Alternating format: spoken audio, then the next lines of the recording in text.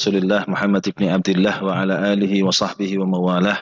وقال تعالى في كتابه العزيز أعوذ بالله من الشيطان الرجيم يا أيها الذين آمنوا اتقوا الله حق تقاته ولا تموتن إلا وأنتم مسلمون وقال رسول في الحديث الشريف طلب العلم فريضة على كل مسلم أي على كل إنسان مسلم ذكر كان أم أنثى أما بعد. Para satidah, Bapak Ibu, jamaah sekalian, azakumullah.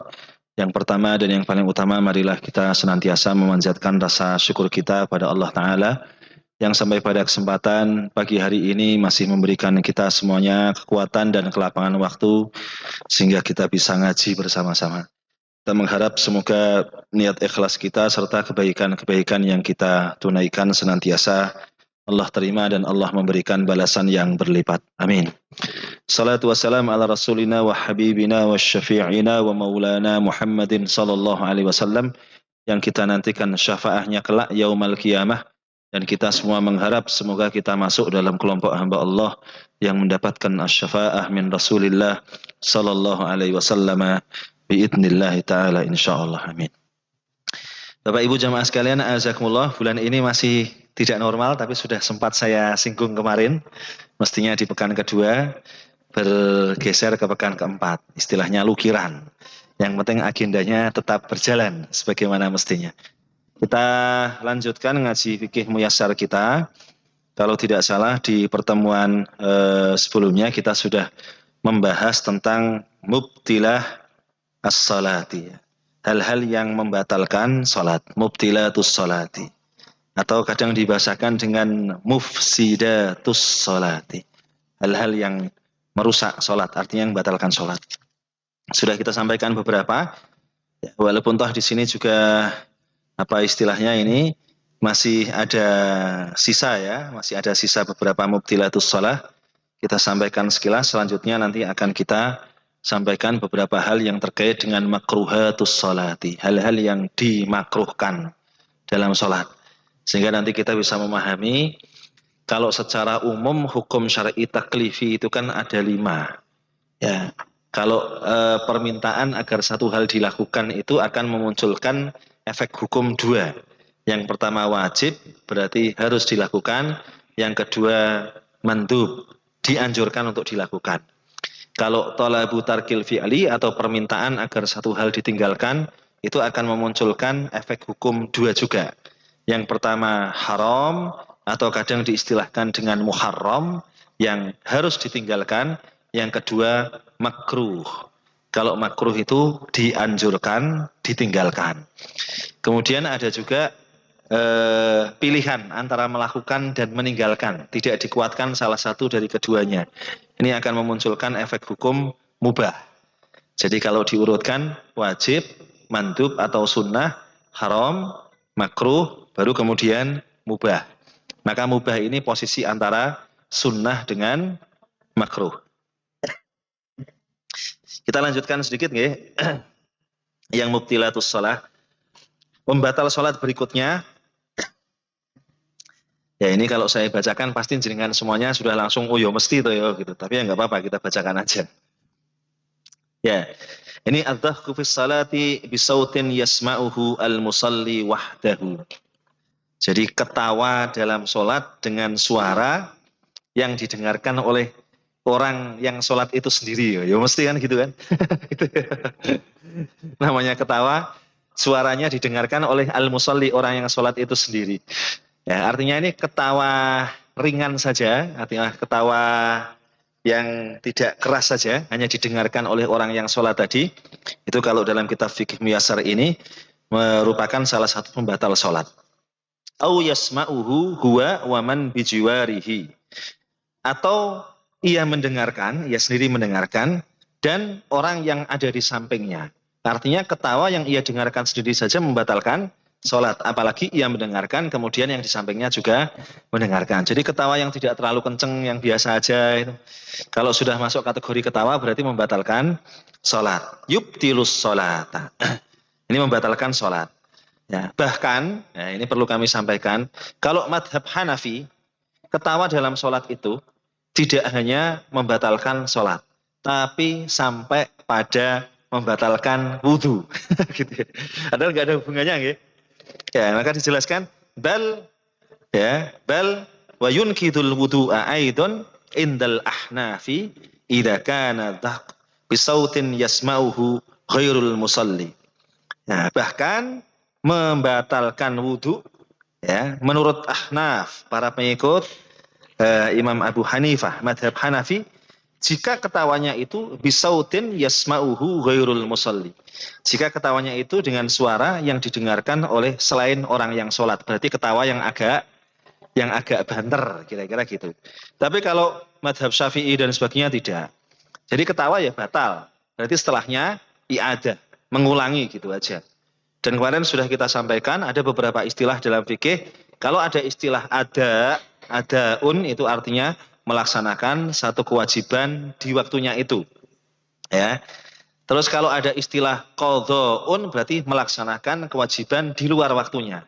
Kita mengqadha sholat itu artinya sholat tersebut belum sempat kita tunaikan mungkin karena kita tidur atau karena kita kelupaan itu ya.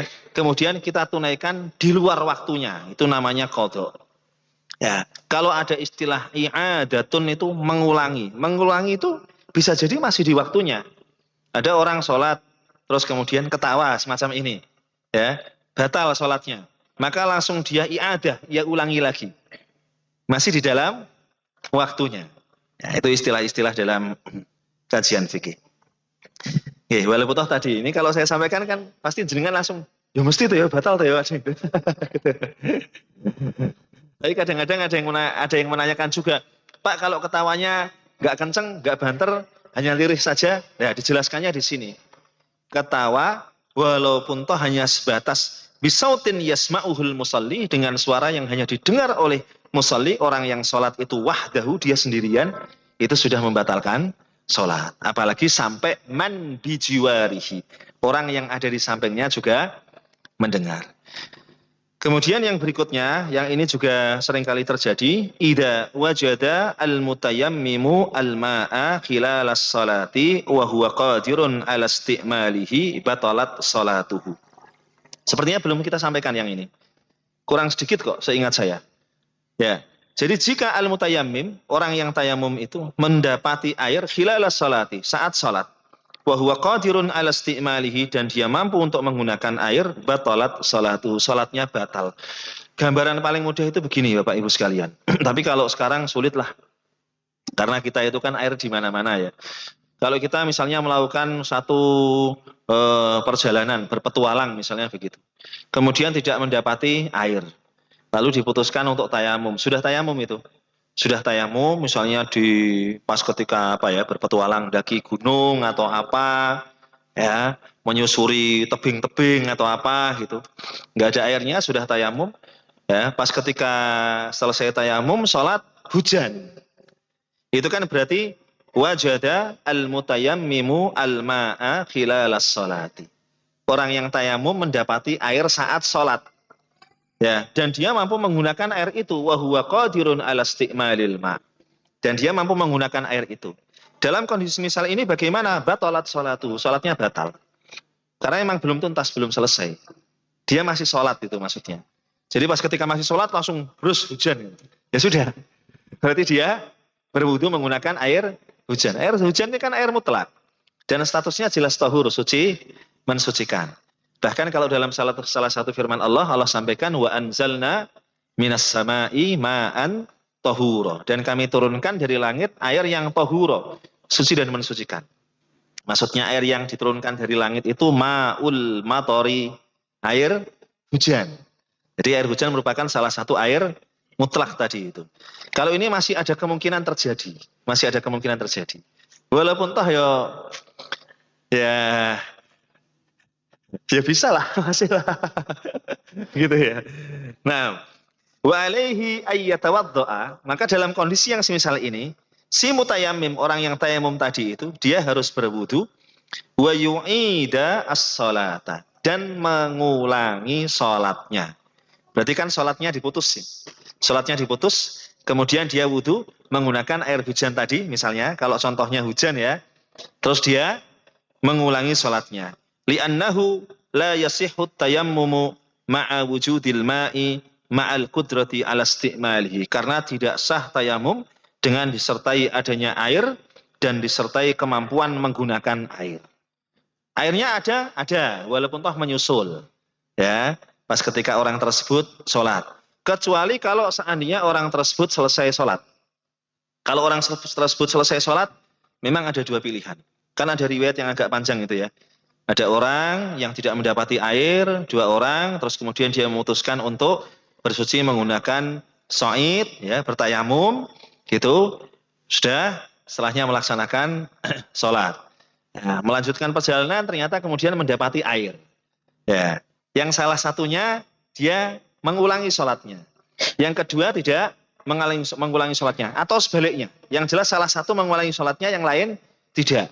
Ketika informasi itu kemudian sampai kepada Rasulullah Shallallahu Alaihi Wasallam, Rasulullah tidak menyalahkan salah satu dari keduanya, kan tidak.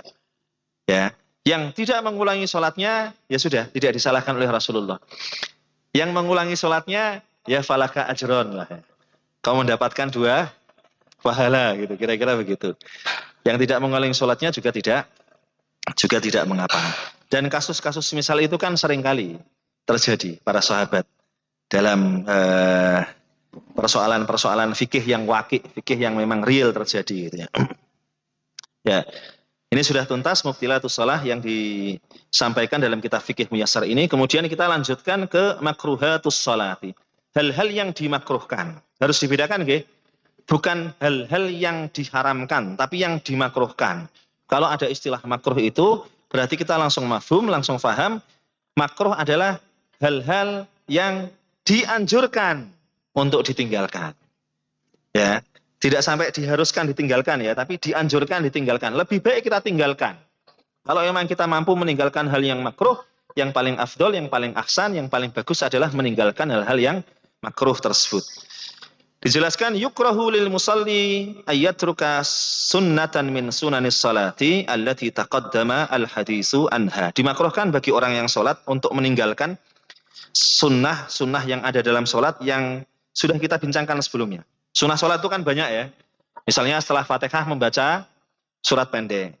Atau membaca ayat-ayat dalam Al-Quran. Bisa surat sempurna, bisa beberapa ayat dalam Al-Quran.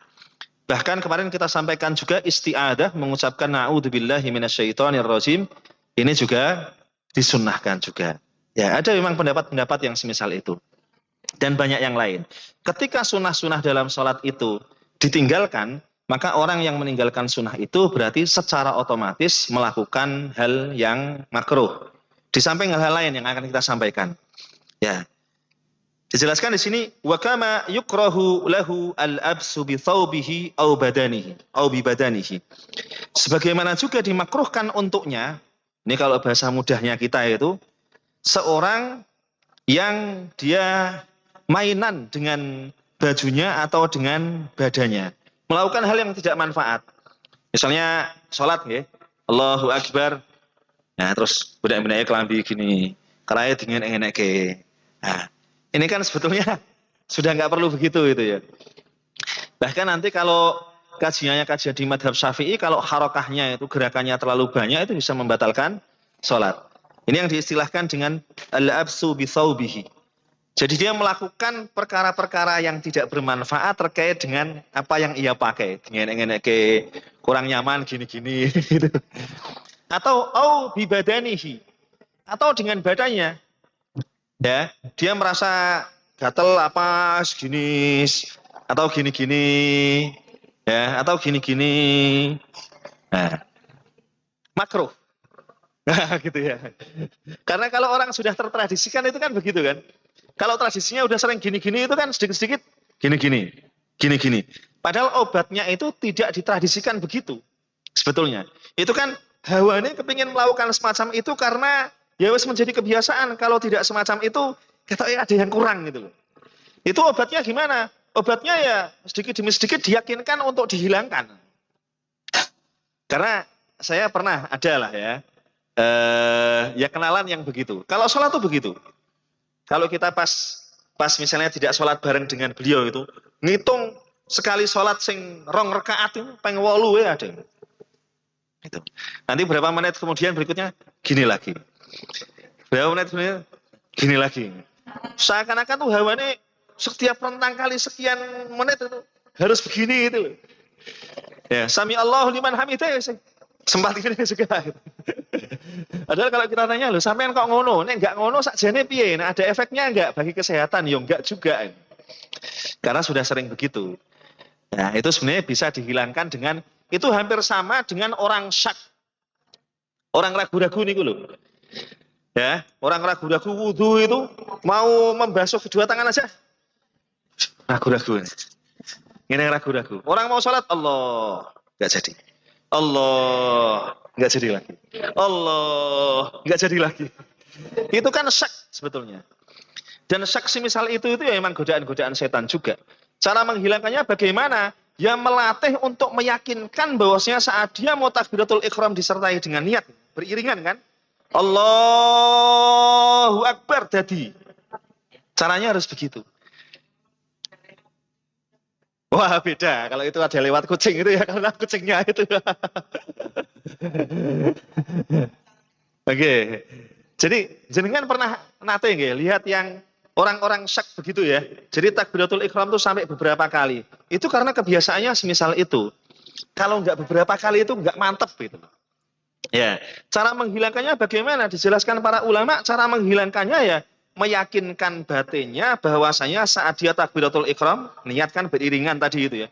Itu dadi Allahu Akbar. Nah, gitu. Itu orang-orang syak begitu. Wudu itu begitu juga. Ya, nggak apa-apa sebetulnya. Kalau memang ada yang gatal dikukur itu ya, dikukur sewajarnya. Dan kemarin sudah kita sampaikan, sebetulnya kalau ada yang menanya dalil bolehnya ngukur-ngukur itu mana? Ya kalau dalil secara tekstualnya tidak ada. Sebetulnya itu kan para ahli fikih mengarahkan agar ketika sholat kita tidak banyak gerakan. Andai pun harus ngukur itu ya ngukur yang wajar lah, balik gitu. Kata lagi ya gini, balik ojo dikukur terus gitu kan jangan. Ya termasuk misalnya kemarin masuk shop gitu ya. Masuk shop tuh sebisa mungkin langkahnya langkah yang efektif. Set masuk. Ya, sehingga tidak terkesan dolanan. Set masuk. Maka emang yang paling dianjurkan ketika ada soft kosong itu yang ada di belakang soft kosong itu bukan samping kanan samping kirinya. Kalau samping kanan samping kirinya kan dia akan melewati orang yang sholat di depannya tadi itu. Dan itu harus mafhum. Jamaah semacam itu tuh harus mafhum. Ya, termasuk soft kosong perempuan sama aja sebetulnya. Jadi efektif gerakannya. Set jadi. Karena memang segitu itu hanya 2 jangkah kok sebetulnya. Nek saat jangkah ada yang nyanda, ada yang tidak. Nek jangkah saya nyanda. Set jadi. Nek jangkah yang jenengan malah keplese malah bahaya. Itu. Ya ini ya apa istilahnya? Tadi nggih, makruh. Jadi melakukan gerakan-gerakan yang tidak bermanfaat terkait dengan apa yang kita pakai ya atau badan kita. Itu sesuatu yang makruh. Kemudian au an-nadru ila ghairi maudhi'i sujudihi atau melihat ke selain tempat sujud yang disunahkan itu apa ketika sholat. Pandangannya kemana? Maudhi'us sujud. Berarti ketika ada orang sholat, kok dia tidak melihat ke tempat sujud, dia sudah tarkus sunnah, meninggalkan sunnah. Orang meninggalkan sunnah sholat itu sama saja melakukan hal yang makruh. Ngaten nggih? Jenengan pernah mboten lihat orang sholat Allahu Akbar? Banyak juga loh. Apakah berarti sholatnya batal? Kalau sampai batal sih tidak. Cuman dia melakukan hal yang makruh. Ya mestinya diluruskan memang. Agar makruh itu tidak berlanjut terus. Maka dibahasakan di sini awin nadru ila ghairi maudhi'i sujudihi ka'ayyan dura ila sama'i khilala salatihi. Ya, semisal orang yang melihat ke sama, ke langit khilala salatihi saat salat. Allahu Akbar. Lihatnya ke atas. Ini memang dianjurkan melihat ke tempat sujud itu sebetulnya untuk mengkondisikan agar sholat kita paling tidak agak lebih khusyuk lah. Walaupun toh memunculkan khusyuk yang betul-betul maksimal itu Yo angel itu. Tapi paling tidak membantu kita untuk bisa khusyuk. Ya, tidak melihat kemana-mana. Depan apa dan sebagainya. Apalagi dulu pernah kita sampaikan, yang depan kaosan. Kaosannya ono tulisannya kan gitu kan. Kan tergoda untuk membaca. Becik ketitik olo rupamu. Kan langsung batin olo rupamu gitu kan. Tergoda untuk membaca. Memang ila maudhi'is sujud. Sunnahnya semisal itu. Ini berlaku untuk laki-laki dan perempuan sama aja. Laki-laki dan perempuan itu kan prinsipnya sebetulnya sama. Hanya ada beberapa yang beda. Misalnya kaitannya dengan soft, ketika hanya jamaah perempuan. Misalnya kaitannya dengan mengingatkan imam. Hanya part-part itu aja kan istilahnya kan. Tapi kalau secara umum ya sama. Hukum ini berlaku untuk laki-laki dan perempuan. Ya, mengingatkan imam ya jelas. Kalau laki-laki mentasbih, mengucapkan subhanallah. Kalau perempuan mentasfik dengan tepuk. Nah, itu kan hanya beberapa bagian-bagian itu aja sebetulnya. Au ayyandura ila syai'in yushhiluhu anis salati. Atau ia melihat kepada sesuatu yang menyibukkannya dari sholat. Tadi itu, bisa melihat ke atas, bisa melihat kemana dan sebagainya, yang bisa menyibukkan dia dari sholat. Menyibukkan itu dalam arti membuat konsentrasi sholatnya agak buyar. Melihat sesuatu dan sebagainya. Ini termasuk hal yang makruh. Kalau dalam bahasa hadis itu kan ibaratnya orang yang sholat kok tidak melihat ke tempat sujud. Pandangannya ke selain tempat sujud itu kan kayak curian dalam sholat. Bahasanya begitu. Ya, dicolong pandangannya. Seakan-akan itu ya. Ya. Kemudian ayyakmidu ainaihi asna as-salati. Ya, atau orang yang memejamkan kedua matanya saat sholat. Jadi sholat merem. Allahu Akbar. Ujian khusyuk merem ini. Makruh. Ini pembahasan kita sekarang, pembahasan hal-hal yang dimakruhkan dalam sholat. Jadi tidak melihat ke tempat sujud itu makruh. Ya, surahnya, gambarannya macam-macam.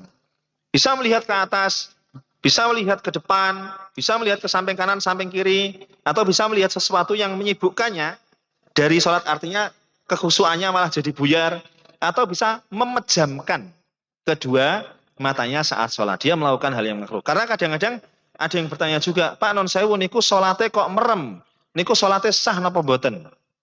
Itu bahasanya berarti jelas. Sholatnya sah ma'a tarkis sunnah. Sholatnya sah tapi plus ninggalno perkara sunnah. Atau dalam arti lain berarti sholatnya sah plus melakukan hal yang makruh tapi sah. Jadi gini, bahasa sah niku intinya apa? Sah itu intinya adalah gugur kewajiban ibadah tersebut tidak diulangi. Itu sah. Dulu kan pernah saya kasih contoh ngeten misalnya. Ini lepas dari persoalan etika, nggih, lepas dari persoalan etika. Ada orang sholat, secara dohir itu dilihat luar biasa khusyuknya. Minat takbir hatta taslim, jadi takbir sampai salam. Khusyuk luar biasa. Bar sholat ternyata dia keluar duluan maling sandal. Ya, sholatnya sah napa mboten? Nah, tapi berarti sholatnya sah napa mboten? Nah, itu istilahnya sahhatis salatu ma'al ismi. Salatnya sah plus dosa. Nah, sing ra enak plus dosa ini lho.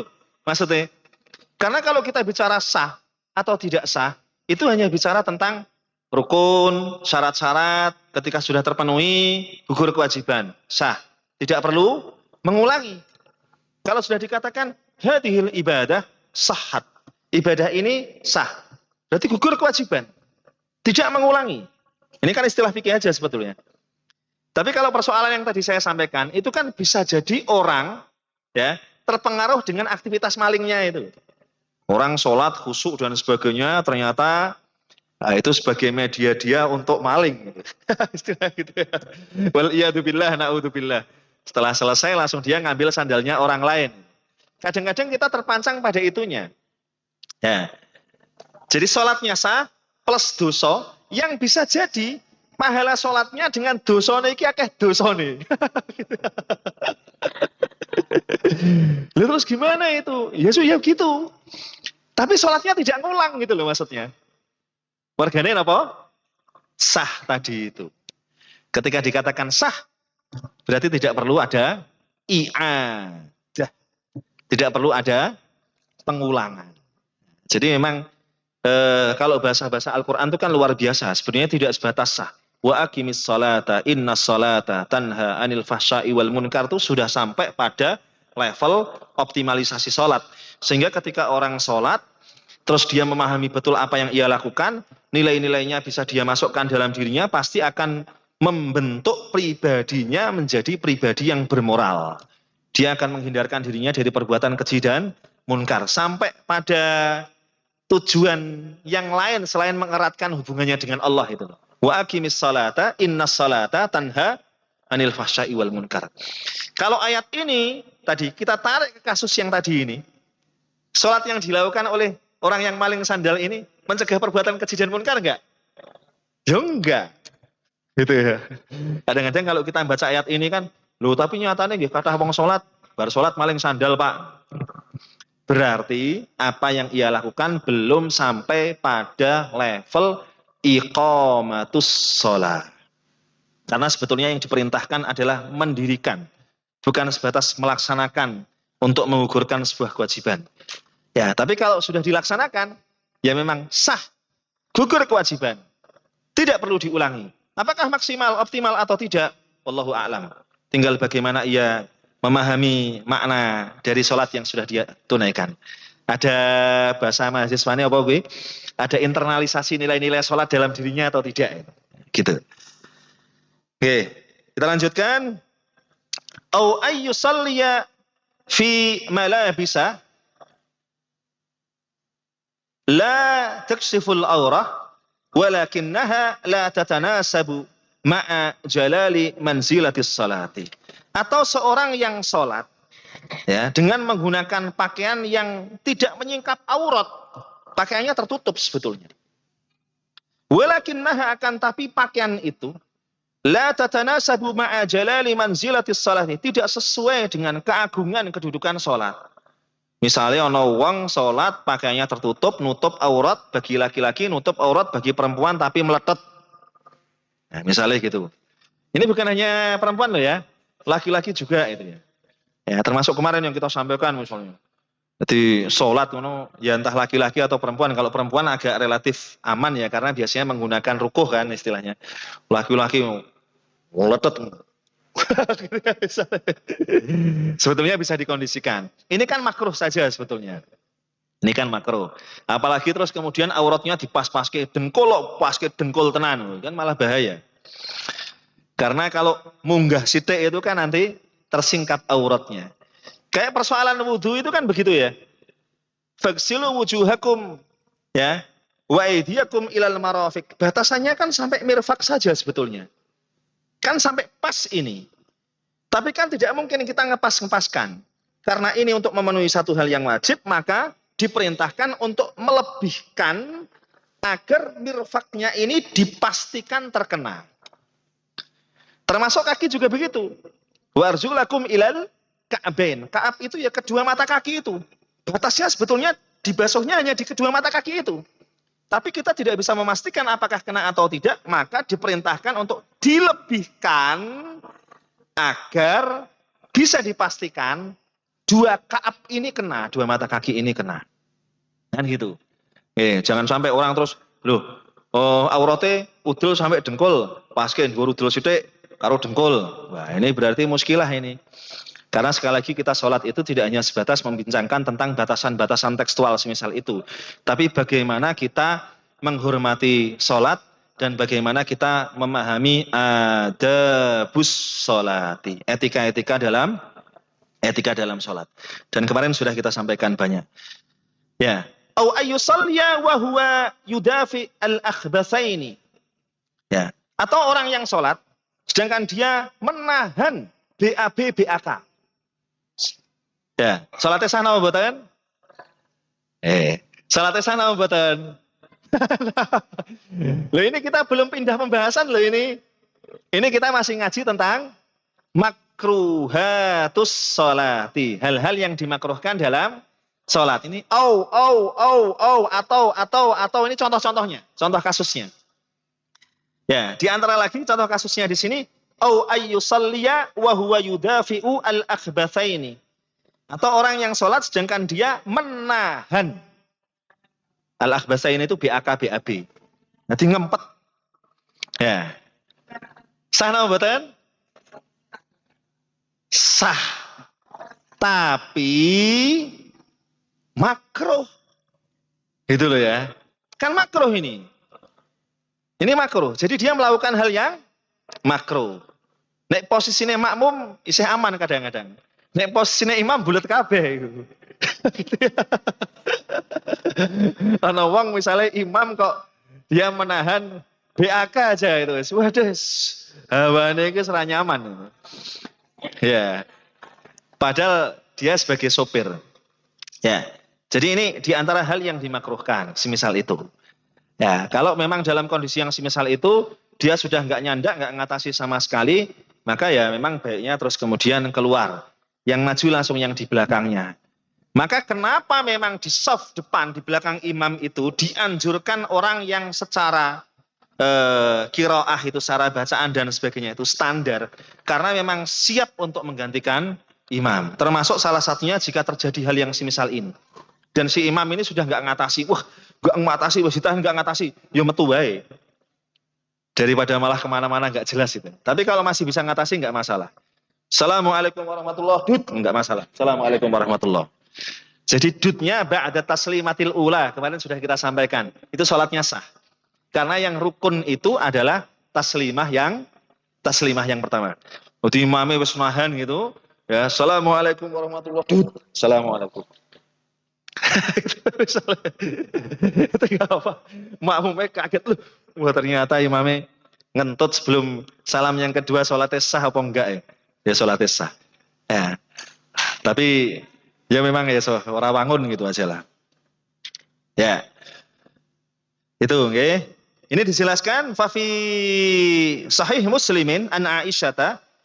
Ya, dalam kitab Sahih Muslim dari Sayyidah Aisyah radhiyallahu anha qalat, berkata Sayyidah Aisyah radhiyallahu anha, sami'tu Rasulullah sallallahu alaihi wasallam yaqulu, aku mendengar Rasul sallallahu alaihi wasallam bersabda, la yusalli ahadun bihadrati ta'ami. Jangan seorang itu sholat dengan di hadapan makanan, dengan hadirnya makanan. Wala yusalli wa huwa yudafi'ul akhbasaini. Dan jangan seorang itu sholat sedangkan dia menahan ya BAK dan BAB lah kalau bahasa kita begitulah. Ini kaitannya dengan baul sama ghaid. Jadi baul itu buang air kecil, kalau ghaid itu buang air besar. Hadis ini menjelaskan pada kita semuanya, misalnya dalam satu kondisi ya, puasa misalnya begitu. Terus kemudian sudah dihadirkan makanan di hadapan kita. Ya, sebetulnya tidak mengapa kita makan. Sudah qomat misalnya, Allahu Akbar, asyhadu an la ilaha illallah, sudah qomat ya. Kita makan makanan tersebut karena sudah dihadirkan di hadapan kita, itu enggak masalah. Sebetulnya ya. Ya, jadi kita makan dulu enggak masalah. La yusalli ahadun bihadratit ta'am. Jadi daripada sholat mikir panganan gitu kira-kira gitu. Ini kan yang sering jadi guyonan gitu ya. Piye mangan pikir sholat, apa sholat mikir pangan. Sholat mikir mangan, mangan mikir sholat. Ya enggak. Ya maksudnya begitu. Agar konsentrasi sholatnya itu baik, sebetulnya begitu sih. Karena masih ada kemungkinan sebetulnya dia bisa melaksanakan sholat jamaah, dan walaupun toh misalnya jamaah yang inti pertama ini sudah selesai, insya Allah tidak mengurangi afdoliyah. Masih tetap fi awali waktiha.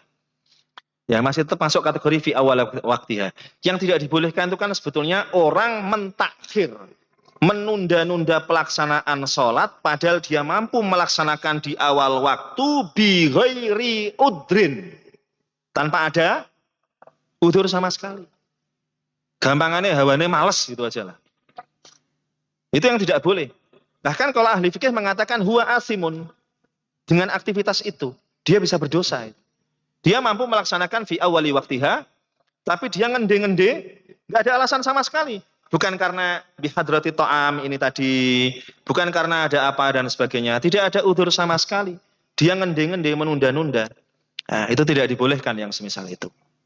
Ya, karena memang dalam arti memang yang paling utama melaksanakan sholat ya fi awali waktiha memang. Ya, artinya apa ya istilahnya, peringatan agar kita kemudian menjadi lebih disiplin lah kaitannya dengan sholat. Karena persoalan sholat ini kan luar biasa ya. Bahkan sholat itu kalau dalam bahasa hadis yang sering kita dengarkan, awwalu ma yuhasab lil abdi yaumal qiyamah gitu kan. Yang pertama kali akan dihisab ini adalah sholatnya. Kualitas sholatnya bagaimana? Kalau seandainya Allah nanti akan bertanya kepada para malaikat, unzuru ya malaikati, wahai malaikat-malaikatku, lihatlah ya, ila sholatihi, kepada sholatnya. Atammaha amla, apakah dia menyempurnakan sholat-sholat fardunya atau tidak?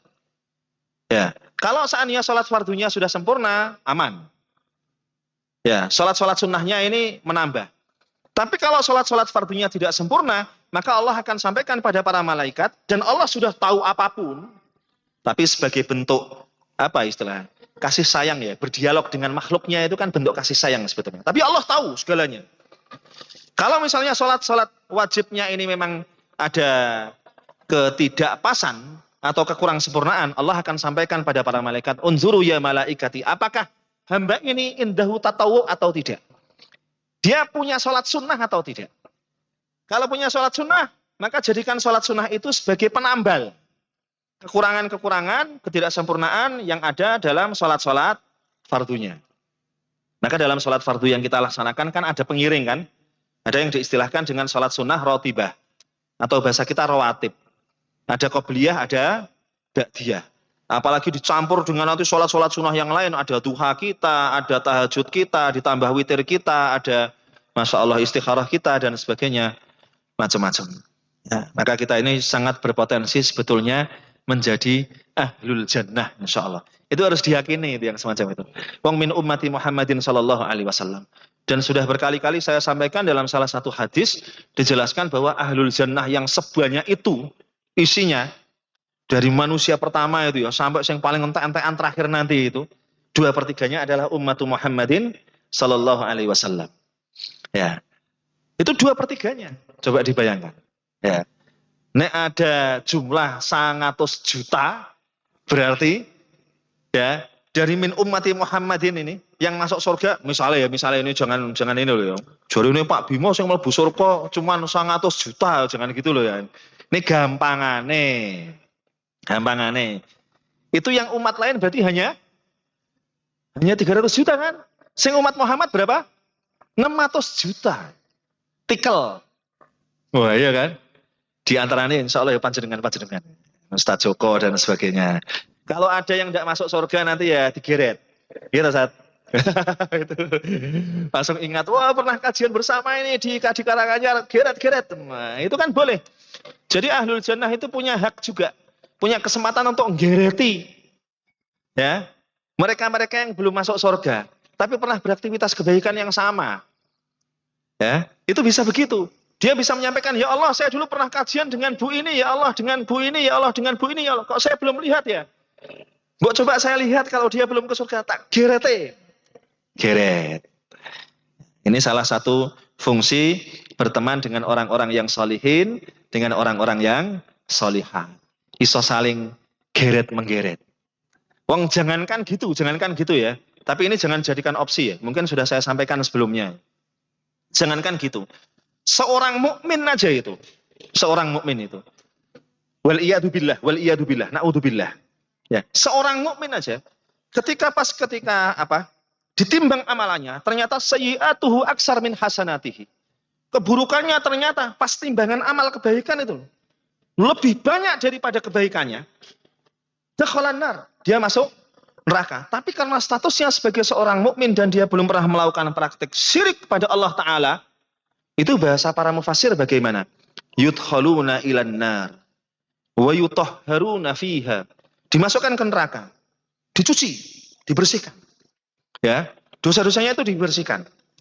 Kalau dia memang belum pernah melakukan praktek syirik kepada Allah Ta'ala. Thumma yukhrajuna minha, kemudian dikeluarkan dari neraka dengan izin Allah Ta'ala, dengan syafaat Rasulullah, dengan izin Allah Ta'ala, dengan rahmat Allah Ta'ala. Thumma yudkhiluhumullah ta'ala al-jannata, kemudian Allah masukkan mereka ke surga. Itu hanya berlaku bagi orang mukmin saja. Tapi kalau ada opsi, tentunya kita nggak memilih opsi ini.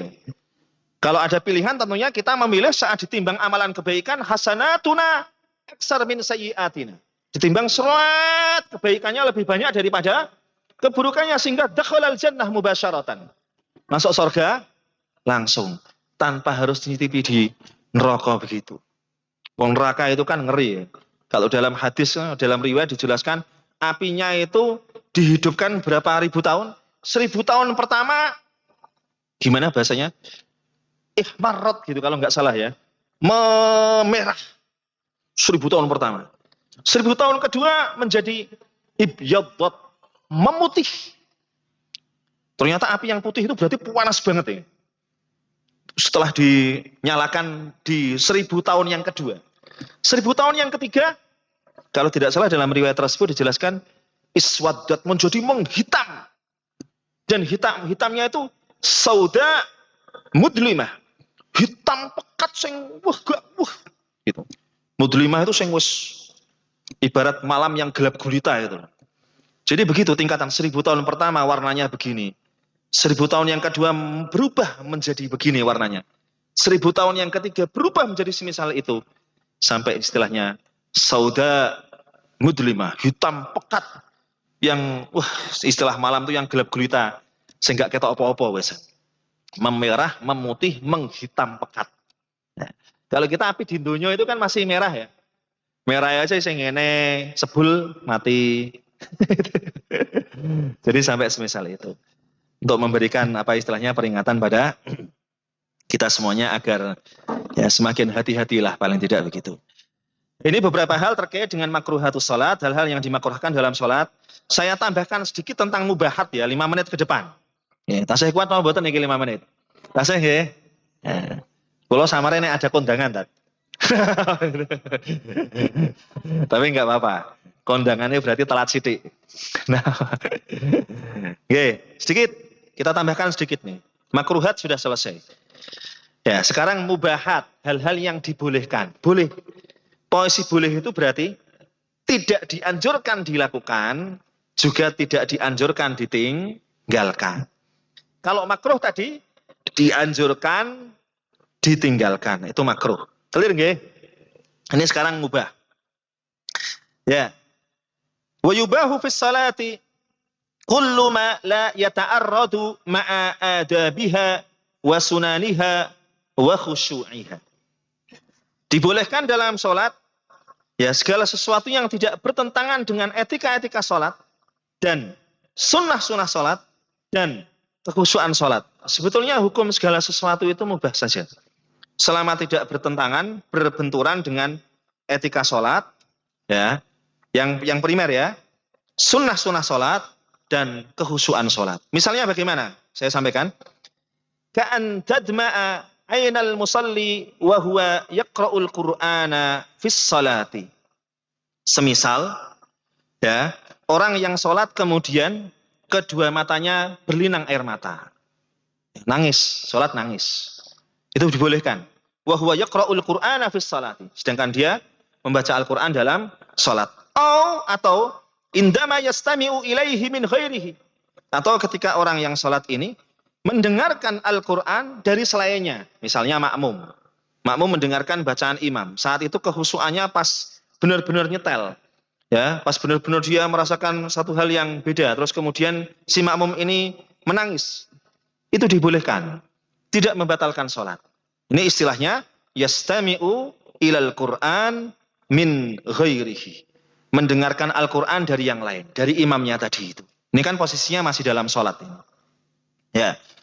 Wa ka'ay yaqula al-ma'mum lil imami idza saha fi sholati subhanallah. Dan semisal makmum yang menyampaikan kepada imam saat lupa dalam salatnya Subhanallah. Itu boleh. Nah, itu bahkan menjadi penanda kok. Subhanallah. Imamnya belum dong.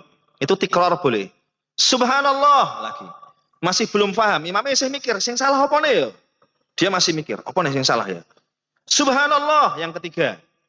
Itu masih boleh. Ya. Yang ketiga saya mikir imamnya, waduh. Jadi mengucapkan subhanallah untuk mengingatkan imam. Jadi yaqulul ma'mum lil imam idza saha fis salati. Jadi makmum yang menyampaikan pada imam saat imam itu saha fi as-salati. Maka sujudnya namanya sujud saha, sujud sahwi, saha yashu sahwan. Namanya sujud sahwi. Karena dua kali, maka seringkali diistilahkan dengan istilah fikih sajdatayis sahwi. Niku salah satu bedanya sujud sahwi dengan sujud yang lain. Nek sujud syukur, niku cukup sekali. Bisa karena kita mendapatkan informasi yang menggembirakan, nikmat, dan sebagainya. Atau bisa karena kita terhindar dari hal-hal yang kurang mengenakkan bagi kita.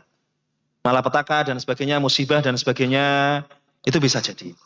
Sujud syukur. Kalau sujud tilawah, kaitannya dengan ayat-ayat sajdah. Cuman yang harus dipahami bahwasanya sujud tilawah itu bukan hanya bagi orang yang membaca ayat sajdah. Liqari'i ayati sajdati walisami'iha. Untuk orang yang membaca ayat sajdah dan untuk orang yang mendengar. Sunnah. Tidak harus, tidak. Kalau di mushaf Quran kita semuanya, Bapak Ibu sekalian, itu kan sudah ada tanda ya. Kalau ada ayat sajdah itu terus sudah ada tandanya. Set begini. Ya, selesai taruh Al-Quran, terus kemudian kita sujud, namanya sujud tilawah.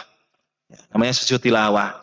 Kalau nggak bisa baca bacaan yang panjang itu, bacanya apa? Ya, yang paling mudah yang baca sujud biasa itu aja. Kalau seandainya, wah kok ketoknya kok dawamen gitu ya. Sujud wajhiyalladzi khalaqahu wa saqasama wa sallallahu alaihi wa tabarakallahu hasanul khaliqin. Aduh kok panjang banget misalnya gitu ya. Ya membaca bacaan sujud. Cuman kalau sajdatus syukri itu hanya sekali, maka bahasanya sajdatus syukri karena sujudnya cuma sekali. Sajdah sama, namanya sajdatut tilawati. Sujud tilawah. Sekali. Bagi orang yang membaca atau bagi orang yang mendengar. Bisa jadi orang yang membaca tidak sujud dan orang yang mendengar sujud. Tidak harus dalam salat loh niku. Jadi namanya sujud tilawah itu dilakukan tidak hanya dalam salat. Bisa dakhilas salati, bisa kharijas salat. Kalau kharijas salat yang di luar salat berarti ada orang baca Quran, ngaten nggih. Yasjudun. Dia terus kemudian sujud. Yang mendengar tahu kalau itu ayat sajdah, dia ngikut sujud. Atau bahkan yang membaca tidak sujud, tapi yang mendengar dia tahu, oh ini ayat sajdah, dia sujud. Boleh enggak? Boleh. Enggak ada masalah. Dapat pahala sunnah. Sunnah sidik dikumpul ke teman wakeh tadi ini. Gitu ya. Di antara yang kita andalkan sebagai pemberat timbangan kebaikan yaumal qiyamah itu adalah perkara-perkara yang sunnah. Selain perkara yang sunnah ini bisa nembeli lobang-lobang atau ketidaksempurnaan yang ada dalam perkara-perkara yang fardu, yang wajib. Oke. Kemudian wa ka'ayyu dzakkirahu idza akhta'a fil qiraati. Ini termasuk hal yang dibolehkan juga, makmum yang mengingatkan imam jika salah dalam membaca. Itu dibolehkan. Baca surat lupa misalnya. Ya, baca surat lupa. Misalnya la uqsimu bihadzal balad wa anta hillum bihadzal balad. Mandek. Kok rada suwe. Nah, boleh. Wa walidi wa ma walad. Itu boleh. Ya. Membenarkan bacaan imam itu makmum punya hak, dibolehkan yang semacam itu. Ya. Maka di sini dibacakan wa ka'ayyu dzakkirahu idza akhta'a fil qiraah. Bagaimana dengan jamaah wanita? Kalau sama jamaah wanita tidak masalah. Kalau hanya jamaah wanita saja, jamaatun nisa. Tapi kalau imamnya laki-laki, ada jamaah laki-laki, pasrahkan urusan itu kepada jamaah laki-laki. Yang perempuan nggak usah bengok-bengok. Ya. Wal qamari idza talaha. Dari belakang. Cukup dipasrahkan bagian jamaatul rijal saja. Ya. Kalau jamaatul rijal nggak ada yang membetulkan, bagaimana? Secara otomatis nanti biasanya imam akan pindah ke surat yang lain. Yang sering dibaca kulhu. Gitu ya. Kulhu itu aman pokoknya. Nah, kalau yang ada illa itu banyak loh. Walladina amanu wa kana Allahu innallaha. Panjenengan kalau sudah punya hafalan 4 juz, 5 juz dan sebagainya, itu memang harus sering dimurojaah. Kalau tidak sering dimurojaah, kadang-kadang tuh nyerimpet di wallahu yang mana ya, alimun khabir atau ghafurur rahim atau innallaha kana, aliman hakima atau azizan hakima atau sami'an basira atau ada gitu. Kadang-kadang gitu. Kalau salah di situ kadang-kadang nanti melompatnya itu bisa di juz yang lain itu. Ya. Kemudian dijelaskan wa ka'ayyakula, terakhir ini, wa ka'ayyakula sirran idza atisa fis salati alhamdulillah. Dan semisal orang yang salat itu mengatakan tapi secara pelan. Idza atisha, ketika dia bersin fis salati ing dalam salat alhamdulillah. Jadi bersin. Bapak Ibu sekalian, bersin. Alhamdulillah. Cukup gitu aja. Boleh tapi sir. Bukan hacing, alhamdulillah. Hacing. Alhamdulillah. Kemarin sudah saya sampaikan, sir, bacaan sir, ini tandanya apa? Tandanya itu yang mendengarkan paling tidak itu orang itu bisa mendengarkan sendiri. Ya. Ayyusmi'a huwa nafsahu. Jadi dia memperdengarkan untuk dirinya sendiri. Hacing. Alhamdulillah. Jadi gitu aja. Itu boleh. Jadi mengucapkan alhamdulillah saat bersin dalam sholat, tapi secara sir itu minal mubahat, termasuk hal yang dibolehkan.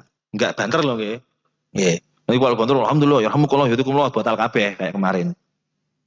Tapi kan itu terjadi kan? Di zaman sahabat terjadi enggak kemarin?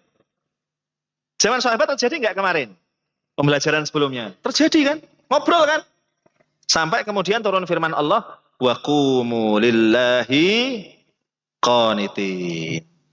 Dan berdirilah teruntuk Allah, maksudnya sholatlah. Qanitin. Dengan kondisi diam. Tidak ngobrol-ngobrolan. Itu di awal pensyariatan sholat, masih kadang-kadang satu orang menyampaikan ke yang lain. Atau yang semisal itu. Bapak Ibu sekalian, azakumullah, sedikit ini mungkin yang bisa kita sampaikan. Kita selesai di mubahat. Insya Allah pada pertemuan berikutnya akan kita sampaikan tentang salatul marid, salat orang yang sakit, kemudian as-salatu fis safinah wal qatirah wat ta'irah, salat di media transportasi semisal apa, kemudian as-salatu fil Ka'bah, salat di dalam Ka'bah, itu kan banyak tamu kehormatan, disilahkan, itu hukumnya bagaimana, ada kajian fikihnya juga, ternyata ada riwayat yang menjelaskan tentang itu juga itu ya, nggak mungkin kita sampaikan sekarang. Termasuk tentang qada'ul fawaid, mengqada' sholat-sholat yang tidak sempat kita lakukan, baik itu sholat fardu ataupun sholat sunnah. Insya Allah di pekan keempat atau pekan kedua ya, Pak Joko ya, fleksibel aja lah nanti lah, ngikut Pak Joko aja saya. Yang jelas waktu aman karena selepas jam 7:30, Insya Allah. Itu sedikit yang bisa kami sampaikan pada kesempatan pagi hari ini. Semoga yang sedikit ini bisa memberikan kemanfaatan khususnya bagi kami pribadi dan umumnya jamaah sekalian.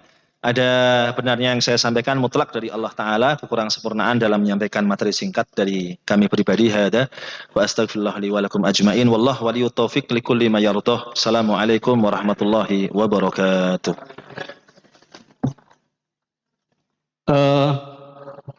Terima kasih teman-teman Bapak